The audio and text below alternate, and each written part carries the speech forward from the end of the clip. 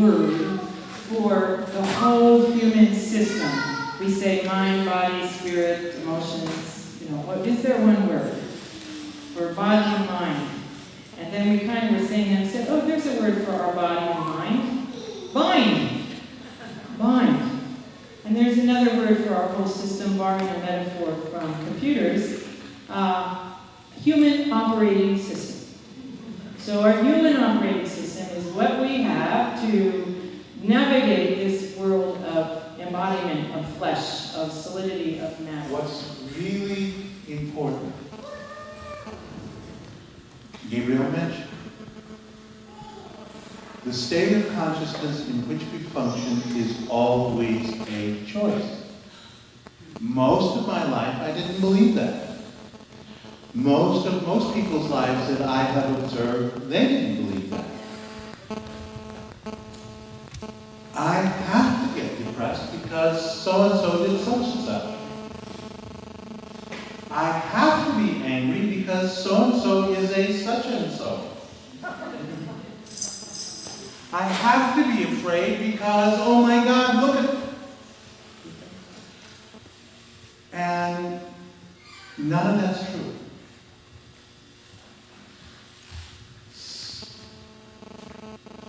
I can be afraid because that's happening. I can be enraged because you're like that. But it's a choice. It's a choice that I made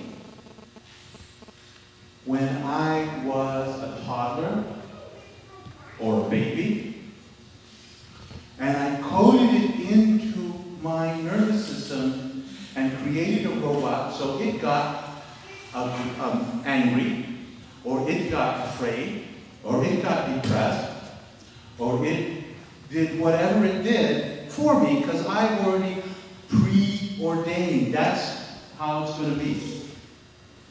Because that's what worked for me when I was little.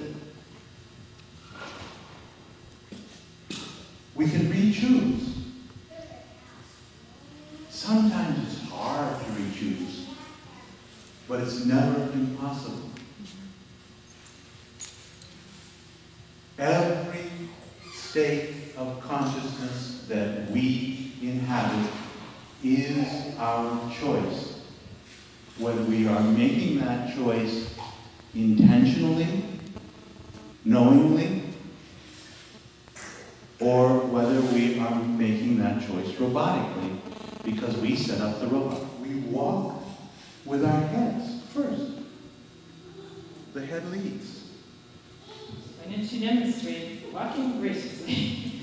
This isn't part of the intro, but we want you to begin to notice the difference in your posture and other people's posture when your body is in a state of grace. Now, I can have my head and heart in a state of grace if I'm having a workshop high or a Rocky Mountain high, but then I always come back to what we call reality, this realm of struggle. What we're going for in the Compass of Grace is a practice we call the embodiment of grace. So your body is always... Has anyone ever seen anybody who has that S curve? Yeah. It's about 80, 85. It shows up really strong. Yeah. So, you want to feel right now how it feels to be aligned, feel really good. We're going to show you a fast corrective. So Thomas will demonstrate it. Or actually, let's have a guinea pig. Who wants to show everybody else? Someone's raising... Are you raising your hand or pointing to somebody else? Okay. Look like you're volunteering somebody else. Okay, so you stand right about here. And what's your name? Makai. Oh, yeah. Okay. So, Thomas, will you test... And everyone just sort of look at her mind being looked at and turn around. Think about something, that you would normally be thinking about. And, okay. So he's just going to press down her shoulder. So she's not all here. Now, Micaiah, look up, turn around, at a high point, and reach up. Keep your eyes up there, and don't move your eyes till I tell you. Now, reach up your hand, take a deep breath. No. Watch Thomas, he'll do it. So, He's going to look up, 1 breath, 2 breaths, keeping your eyes up, 3 breaths, Then he'll bring his arms down. He'll bring his eyes forward without moving his head.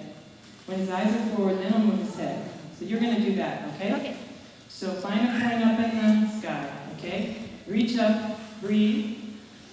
Good stretch, come down. Another good stretch, another good breath. 2. Another good stretch and another good breath when you're ready. 3.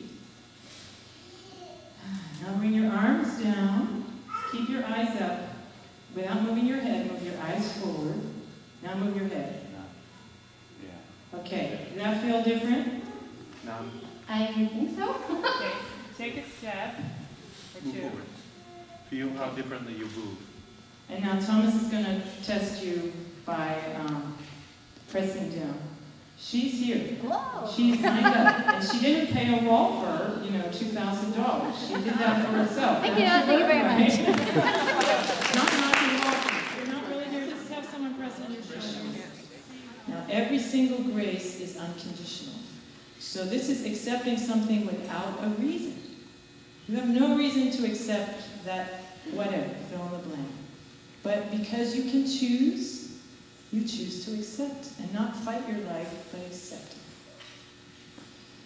So I would love it if 1 or 2 people can call up a time when they felt acceptance or accepting as an unconditional thing. And just raise your hand, because you're going to help the rest of us feel what you're feeling. Okay, Judith, come on up. So look at Judith right now, because a lot of this is very visual, and she's going to talk to us about her experience. This just happened yesterday. I play tennis, and we were supposed to have a tournament. And I got dressed up, and I went down to the tennis courts, all set to play. And I get there, and they say, your partner hurt his hip, and he won't be here. And you won't be able to play unless we find somebody else. So I was just so disappointed. There I was, all dressed and ready to go. But I know I have a choice, so I chose to accept what happened, to accept what is. And the next thing, I'm laughing and joking with everybody. I was having a ball. I was having a blast. I was watching everybody else play, and I was just really so accepting. And I really owe it all to having learned this compass from Gabrielle. And as love, I can be in acceptance of all that comes along. And acceptance leads me to overflow with gratitude. I'm so grateful that I am joy. Joy takes me to inspiration. And inspiration goes directly to awe.